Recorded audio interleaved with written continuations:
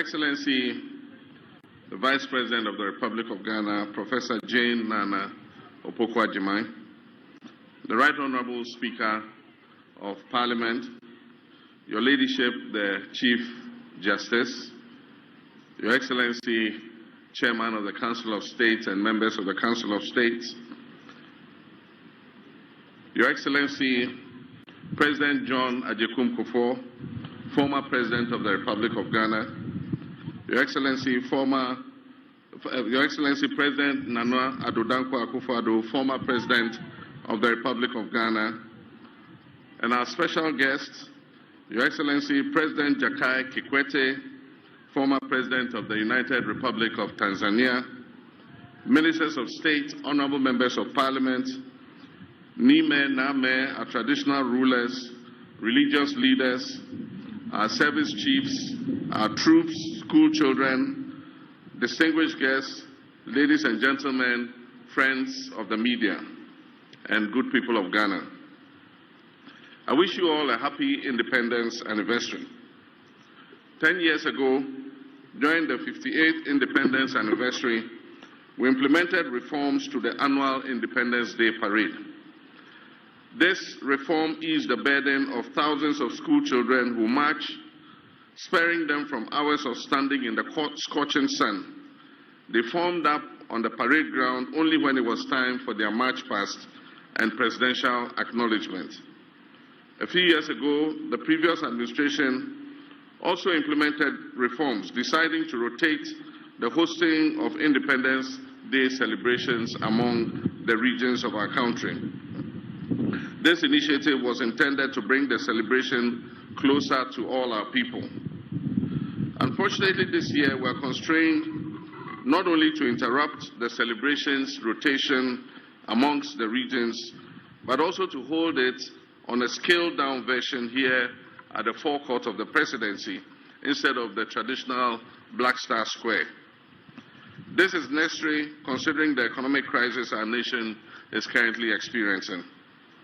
Large-scale celebrations often come with significant logistical, security, and infrastructure costs, which strain the national budget. By reducing the scale of the event, we wish to demonstrate a commitment to fiscal responsibility and the efficient use of our limited resources. Fiscal prudence has become imperative for navigating the severe economic crisis that has recently confronted our country. The state spent 15 million Ghana cedis on last year's celebration in Koforidua and spent 13.7 million cedis on the previous year's celebration in Ho in the Volta region. This year, we received estimates of at least 20 million Ghana cedis for holding the event at the Independence Square on the same scale as the previous years. In a year when we are calling on all to sacrifice, including workers who have graciously accepted a base pay adjustment far below the rate of inflation, it is unconscionable to spend that kind of money on a few hours of celebration. Today's event would save us 95% of the estimated cost of the event. Nonetheless, this scaled-down celebration does not diminish the importance and significance of this occasion in any way. Ghana's independence is the single most important event in our history, as it sets out us on the path of nationhood. It is even more significant because it lit the flame of independence in sub-Saharan Africa by inspiring other countries yoked to colonial exploitation to seek independence and self-determination. This day must therefore always be commemorated, but when reality calls for a different approach, we must heed it and act accordingly. Moreover, hosting the celebration here at the presidency preserves the symbolic essence of Independence Day while demystifying the seats of government. Fellow compatriots, Independence Day celebrations serve as an opportunity for us to remember our nation's struggle for freedom and to honor the sacrifices of our forebears who led that struggle for self-rule. It reinforces our national identity our unity and patriotism, while offering a moment for reflection on our progress and the challenges ahead. It presents an opportunity for us to recount our history, picking the lessons it teaches, and thereby forging a new path for progress and development.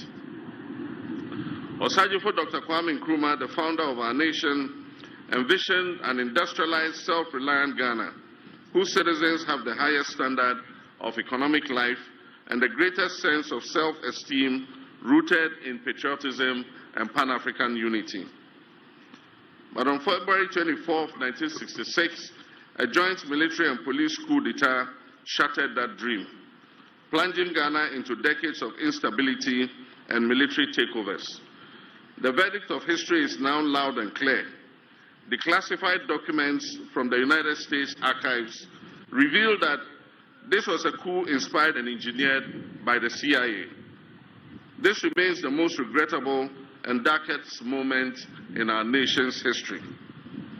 That moment sparked a series of historical events that have set us back and significantly delayed our attainment of the objectives of nationhood. We have had moments of triumph and moments of anguish.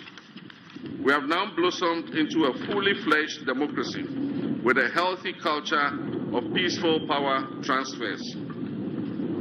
We must, however, remind ourselves that democratic participation transcends just the act of voting. It is fundamentally about accountability and the security needed to demand it. It is about safeguarding the people's freedoms and rights and fulfilling the promises of socio-economic prosperity enshrined in our founding document.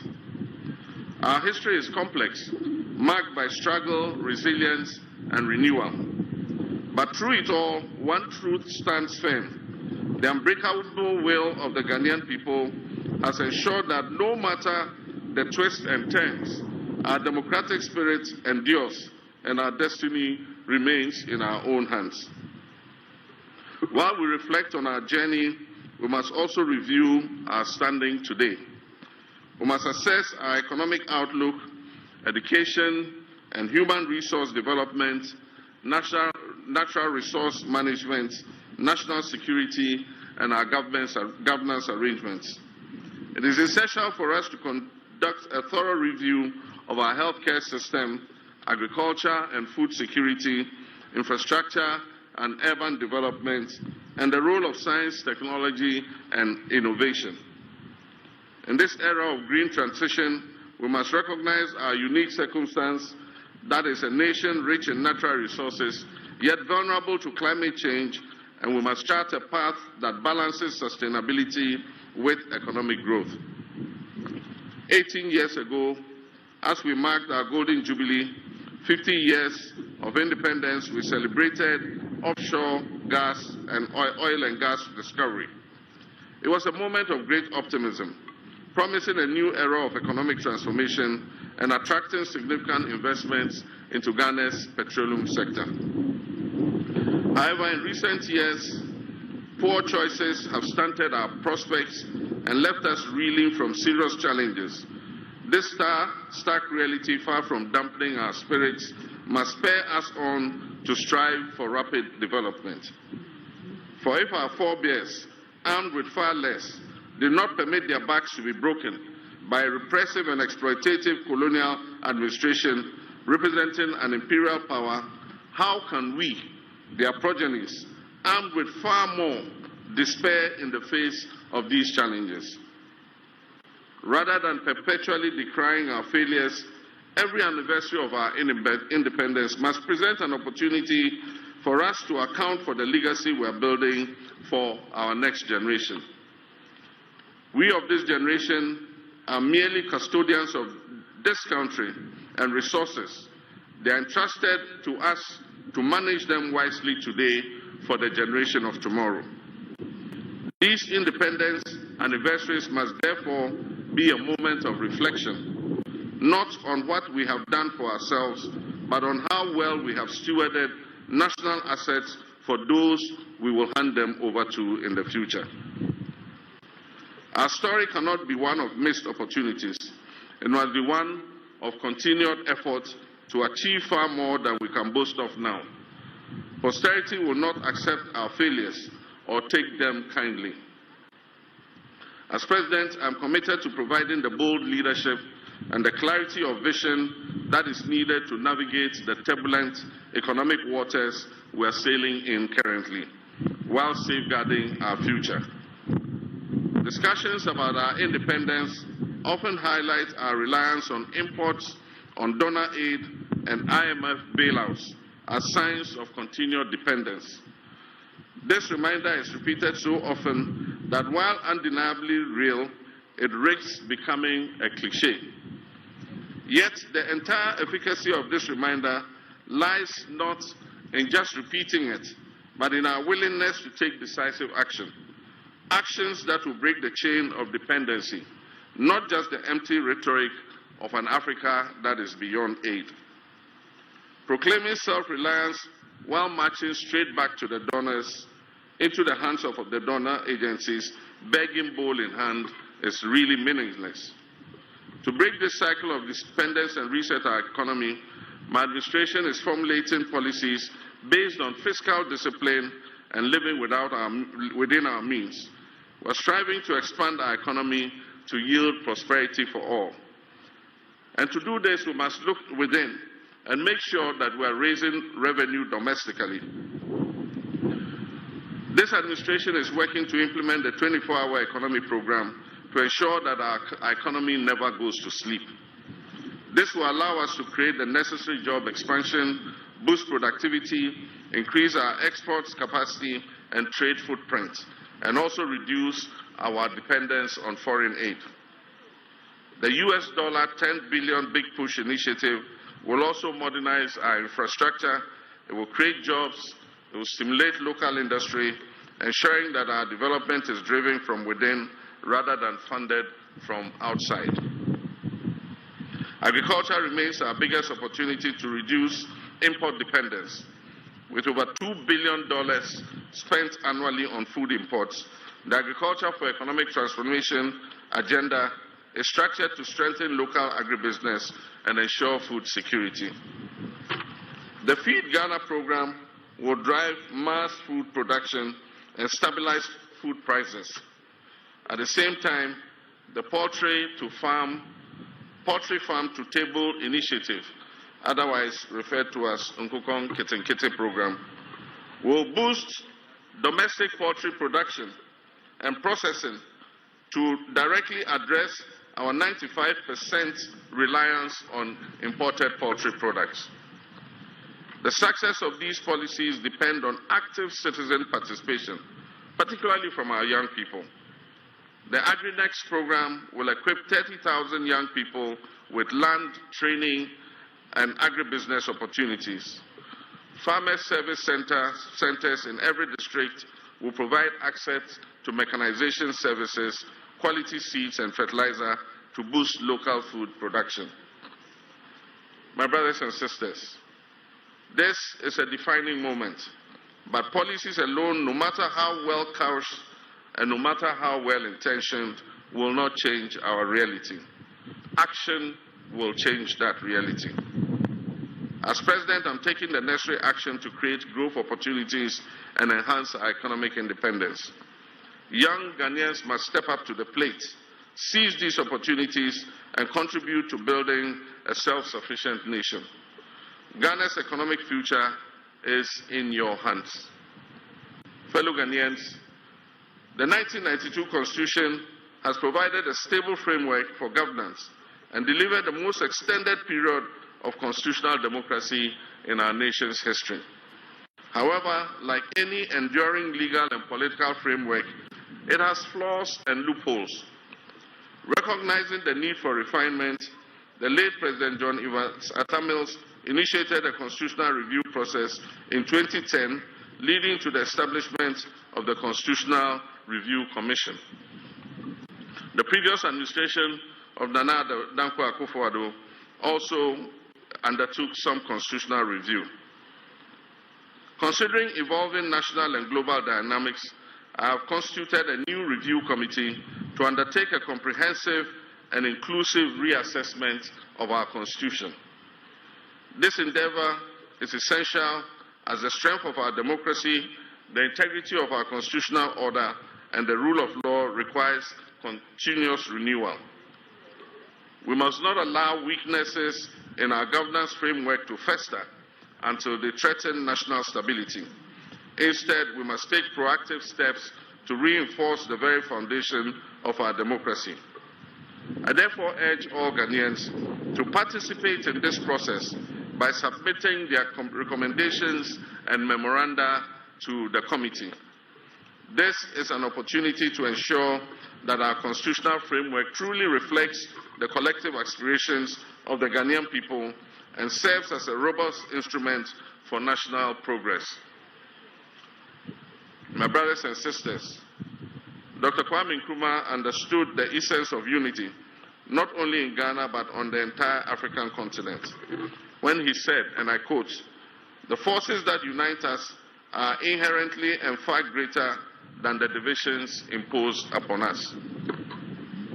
In the spirit of unity and brotherhood that this independence represents, I wish to speak directly to you, my brothers and sisters, in Boko and everywhere in our land where conflict is raging.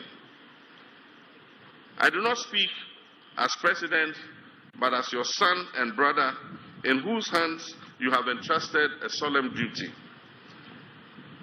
The people of Boko and other areas, it is time for lasting peace to prevail.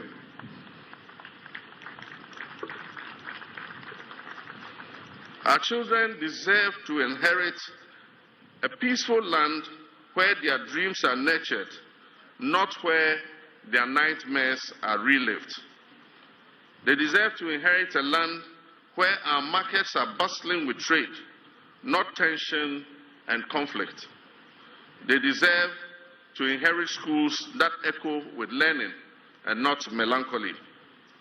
Let us not be swayed by division, mistrust, and the weight of past injuries. Let us give renewal of friendship a chance. Let us give peace a chance. This is not an invitation to simply forget the past. Far from it. It is an invitation to live above it. Fellow countrymen and women, 2 years from now, our dear nation Ghana will celebrate its 70th anniversary of independence. This is our moment in history. We have endured trials, we faced challenges, and carried the burden of our struggles, but we have never given up. Through every storm and shadow, we have kept the flame of hope alive. And now, at this critical juncture, we must rise with courage, determination, and unwavering belief that a brighter future is just within our grasp. Let us reflect on the great movements that have transformed the world, the movements that have liberated us from the bonds of colonialism, and the voices that shaped our path to democratic rule. Before these, people thought it was impossible. It is not impossible for us to create a better life for our people. It was ordinary people, workers, dreamers, farmers, students, the young and the old, who refused to accept the way things were. They marched, they spoke out, they struggled, and eventually they prevailed. From African liberation movements to the fight for civil rights, from the pursuit of democracy to the battle against poverty and inequality, one lesson stands clear. When people unite with a common purpose, nothing can stand in their way. As I said before Parliament, we shall live the dreams of our forebears in our lifetime. This is not just a promise, it is a call to action. Let this be our mission to rise above fear, to silence the voices of doubt, and to harness the strength within us to create a future that is fair, that is prosperous, and that is inclusive. Let us move forward together side by side, knowing that every sacrifice we make today will prepare the way for generations yet to come. I thank you very much, my fellow countrymen and women, and I wish you all a happy Independence Day.